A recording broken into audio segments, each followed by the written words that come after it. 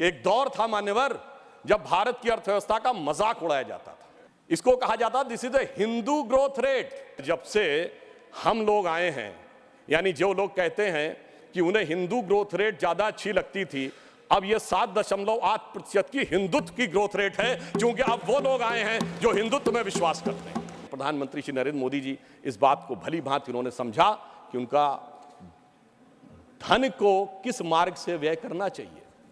मैं कोट करता हूं, हमारे धर्मशास्त्रों में कहा गया है, धनात् धर्मः तथा सुखम।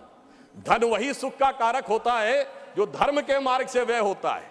यानी जो जिसका धर्म है उसको सही दिशा में, गरीब के लिए, विकास के लिए। मगर क्या बताएं मान्यवर, जो लोग धर्म के समूल नाश का संकल्प लेते हो, उनके लिए जो संपत्ति है वो भी विपत्ति बन जाती है और वो सुख कारक बनने के रास्ते पर नहीं चल पाती है। परंतु मैं कहना चाहूंगा कि मोदी जी के नेतृत्व में उन्होंने जैसी युक्ति बनाई है, उस कारण से जो आर्थिक विपत्ति थी वो अब संपत्ति की तरफ बढ़ती हुई नजर आ रही है। अब यहां पर मैं एक और बात भी कहना चाहूंगा मान्यवर, कई बार लोग ये कहते हैं कि साहब आप लोग आर्थिक विषय की बात करते हैं, मगर मैं ध्यान दिलाना चाहूंगा कई बार आर्थिक विषयों की बात करते करते लोग किसी दूसरे विषय पे चले जाते थे। मैं ये याद दिलाना चाहता हूं, एक दौर था मान्यवर जब भारत की अर्थव्यवस्था का मजाक उड़ाया जाता था। क्या कहा जाता था? ये 2% से ऊपर कभी ग्रो ही नहीं कर सकते। इसको कहा जाता this is a Hindu growth rate. ये कह के हमारा मजाक उड़ाया जाता था कि ये कभी 2% से ऊपर ग्रो नहीं कर सकते मान्यवर। मगर जब से हम लोग आए हैं, यानी जो लोग कहते हैं कि उन्हें हिंदू ग्रोथ रेट ज्यादा अच्छी लगती थी, अब ये 7.8% की हिंदुत्व की ग्रोथ रेट है, क्योंकि अब वो लोग आए हैं जो हिंदुत्व में विश्वास करते हैं।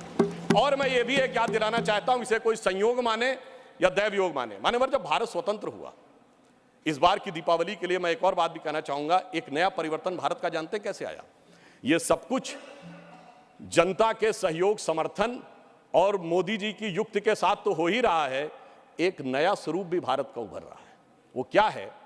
जब मान्यवर देश आजाद हुआ तो उस समय भारत की अर्थव्यवस्था पे ताला लगा हुआ था। हमारे तुरंत विपक्षी लोग कहते साहब कुछ था नहीं, बहुत कुछ हम कर नहीं सकते थे। और जब ताला खुला उस समय श्री राम लला विराजमान भी ताले में ही थे। जैसे ही राम मंदिर का आंदोलन शुरू हुआ, अर्थव्यवस्था के अंदर भी नया परिवर्तन शुरू हुआ।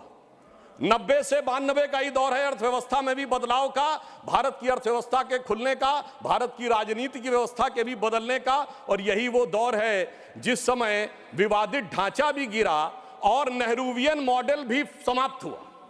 यानी अगर आप देखें तो वो दौर था जब फॉरेन एक्सचेंज रिजर्व भी 1 बिलियन पे था।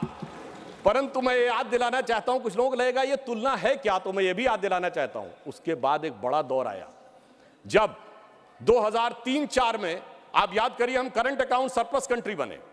2003-4 के चौथे क्वार्टर में हम सबसे तेजी से बढ़ने वाली अर्थव्यवस्था हुई और इंडिया सक्सेस स्टोरी 2003-4 में कही जाने लगी। यही वो दौर था जब खुदाई हुई और 70 खंबे निकले थे, जहां से साबित हो गया था कि श्री राम लला विराजमान के पास ही वो मंदिर है।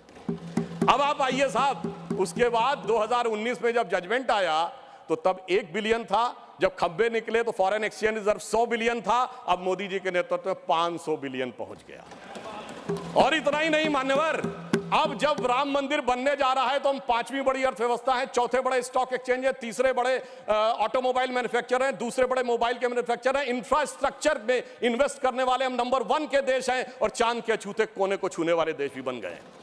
और अब अगर आप देखें तो हम G20 में सबसे ऊपर बढ़ते चले जा रहे हैं।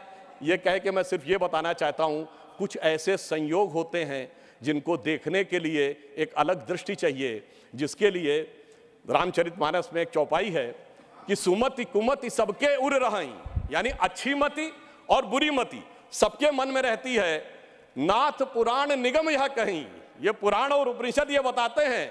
और जहां सुमति तहां संपत्ति नाना, जहां कुमति तहां विपत्ति निधाना। तो इसलिए जो जो हम धनात् धर्मात् तथा सुखम की दृष्टि के साथ संपत्ति बढ़ते गए, वहां इस देश में संपत्ति आती गई। On the lighter note and on the serious note मैं ये भी कहना चाहूंगा, हम सब चाहते हैं कि भारत वर्ल्ड की नंबर 1 की इकोनॉमी बने और मां लक्ष्मी की कृपा इस देश पे बनी रहे, पर मां लक्ष्मी भी कमल पर ही विराजती हैं।